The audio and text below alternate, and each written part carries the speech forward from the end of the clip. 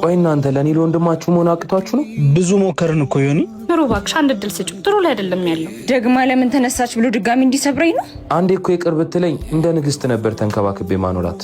ያለሷም እኮ ህይወት ይቀጥላል። ደሞ ስታካብር ነው እንጂ ያን ያህል እኮ ምንም አላረከ። ደሞ ዝም ብለሽ ስታካብጂ ነው እንጂ ያን ያህል ምንም አላረገሽ።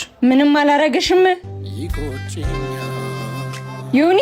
የትምህርት ቤት የምን አባሽ የትምህርት ቤት ነው? ያለፈው ወር እኮ አልከ ጭራሽ መልስ ትመልሽልኛለሽ? ወንድ ልጅ እጁን ካነሳብኝ እስኪገለኝ አልጠብቅም። ስለሚወድሽ ቢሆንስ የሚመታሽ?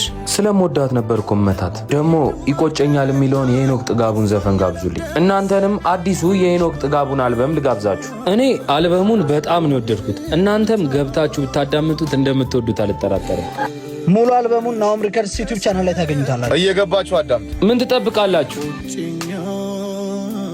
ከልቢ ቆጨኛል ያንገበግበኛል